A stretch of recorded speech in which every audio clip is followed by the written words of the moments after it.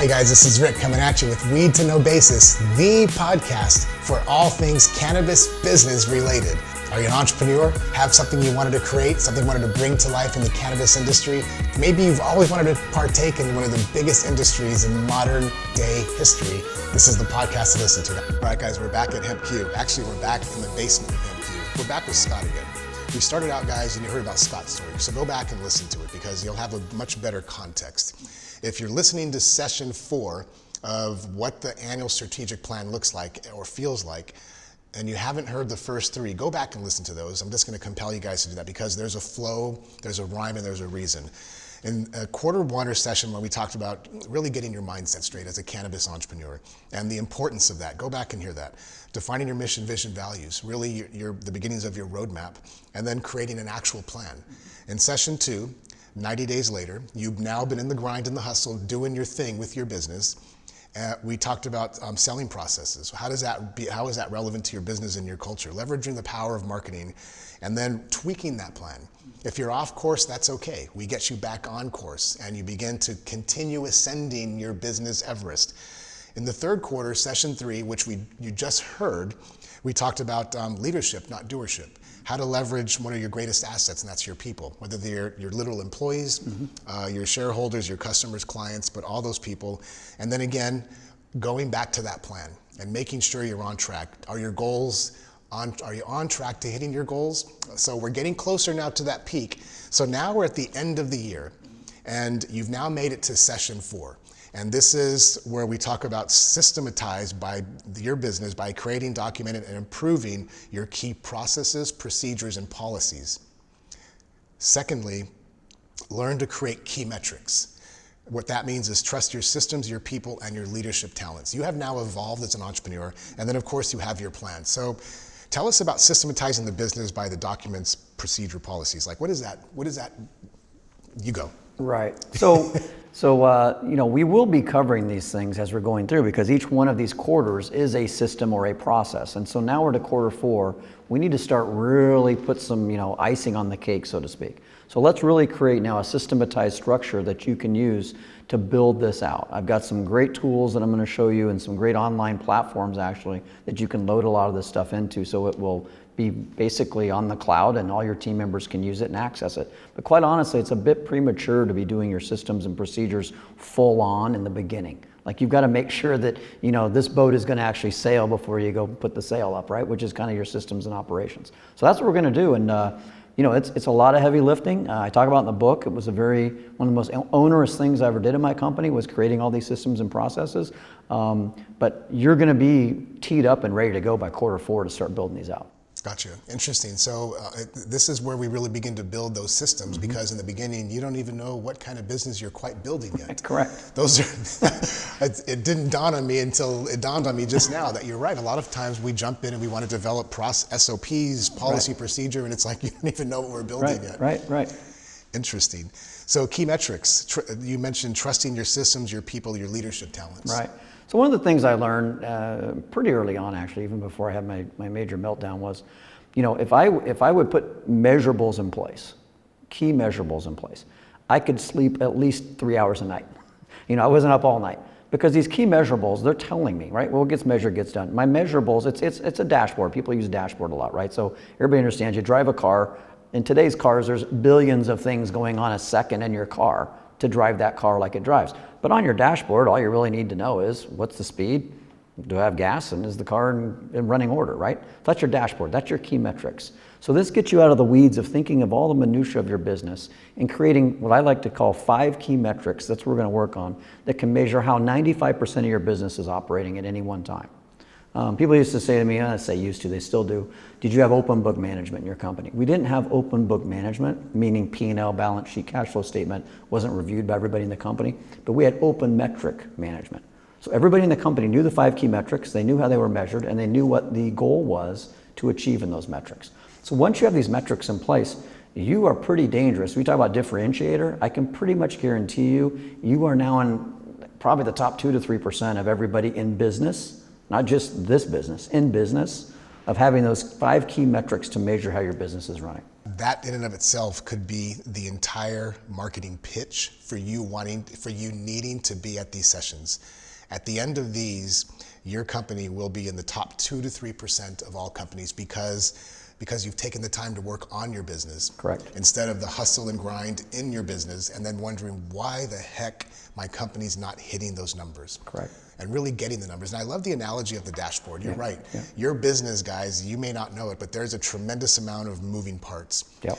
Whether you have a shop, an online presence, you're a marketing firm, you have a lot of moving parts. And so the dashboard, what you begin to develop and have almost in a concrete way is managing your business from a simple one-shot dashboard, like Correct. driving a car. Correct. Love it. Correct. Interesting. Yep. So review and update strategic plan. So now we're coming into the session 4. We have this, in my mind, I see this strategic plan with all kinds of cross-outs and red lines. So what happens with that plan now in session 4?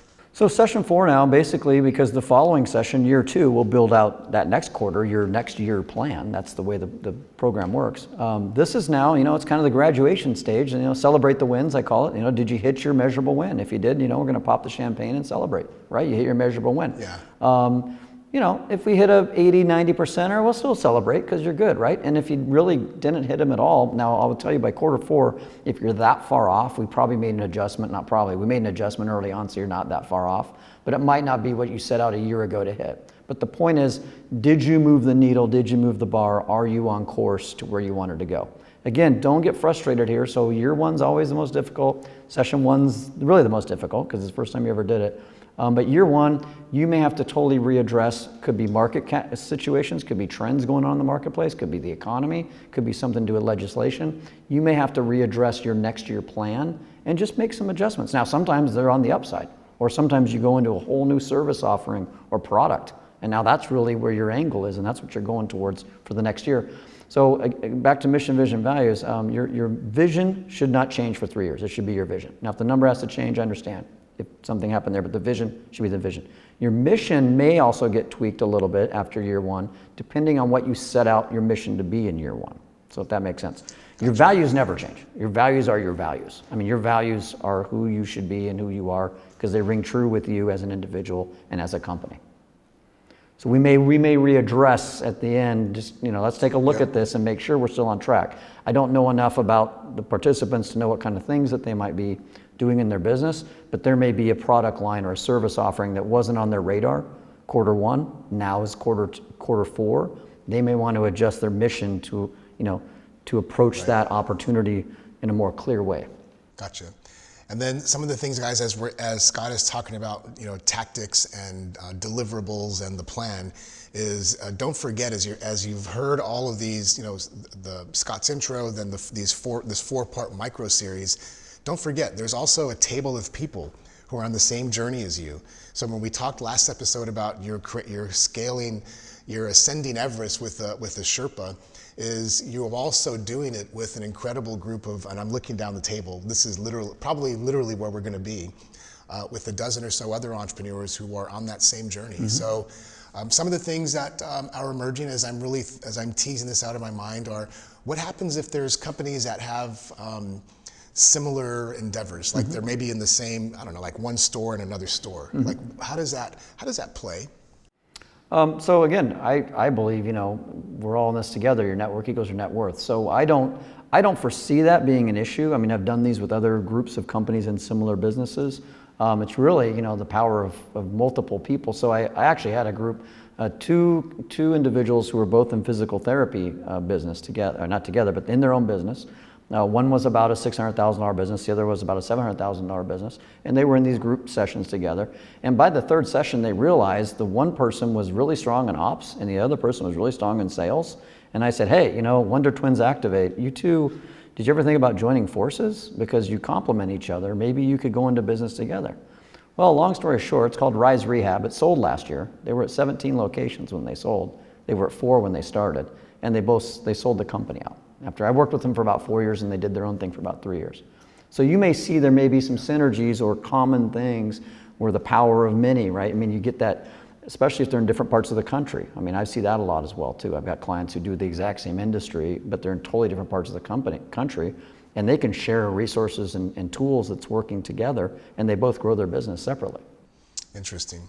Take note of that, guys, is that because that was, as Scott's talking about these, I'm actually going in a kind of painting this mental picture, and I'm thinking, what if there's two companies who are doing the same thing at the same time? And so what I'm hearing, if I'm picking up what you're putting down, is that there's nothing to be afraid of. Nope. Your network is your net worth, and that network can absolutely be potential competitors, and there may actually be some magic that could happen as a result of going through these strategic planning sessions quarter over quarter. Absolutely, absolutely. So I mean, I look, and a lot of people are like, wow, you grew your company so fast in 10 years, how'd you do it? I said the main reason, and I do believe it's the main reason, my business partner, her name was Karen, was the ops side. I was the sales and marketing. I was the face of the company. Had I been the ops person, or had she been sales and marketing, I don't know that number one, we would ever even made it, but I know we wouldn't have grown as quickly. So you want to be thinking, we'll uncover this in quarter one, by the way. This is uncovered in the first session, because this gets into your passion. If your passion is sales, truly you're a salesperson, back to the DISC profile, and you don't have that ops person, the chances of you hitting a lot of these goals are probably going to be tough. So you need to be thinking about these kinds of things. So there needs to be complementary pieces to your puzzle, right? I mean, if you have, I'm not saying it won't work, I'm just saying it's going to be a lot more difficult if you don't have both sides of that business covered. Gotcha. So we're in session 4. We wrap for the day. What does the participant or the company owner or the CEO, what does that person then what do they look forward to as a result of, like literally, is there then year 2? Is there session 5? Like what happens then? I mean, ideally this would be a 3-year program. So year 2 then we would start, you'd come back for quarter 5, but it would be quarter 1 of year 2, Y2, Q1, that sort of a thing. And we would start building out your next year plan. So this is like November-ish of the year. We're now building out your quarter, November, December, your quarter 1 plan for the next year. So it's a full-on plan for a year of the next year. Topics then, we would roll into more topics. So there'd be more modules that we would cover. Typically we're going to cover people, which is what's in here, strategy, finance, operations, and sales and marketing. Those are kind of the 5 core areas we're going to cover. So we will cycle through those through year 2 and year 3, but they'll be elevated levels. So when you were just maybe learning to crawl in year 1, now we're going to get to walking in year 2 and then running in year 3. And then typically what happens is after year 3, it would either be more of a one-on-one or a mastermind type group. Some of the groups like to stay together, and that's fine. I mean, there might be some people that want to just continue going forward. But by the end of year 3, you're more than dangerous now. I mean, you should be out there, you should be knocking these out of the park. I mean, I'm happy to facilitate ongoing, but most of my clients are, kick them out of the nest, as I say, and let them fly. Yeah. So.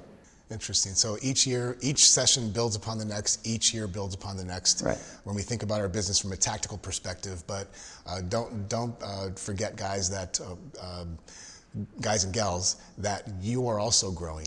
Correct. And not just as an entrepreneur. Correct. Having gone through these myself, I found myself growing as a better person, as a better human. And it wasn't because all of the tactical things, it was because of the group. Correct. And what we learned together and the collective. And so there was a lot of power to the things that aren't going to be on the piece of paper.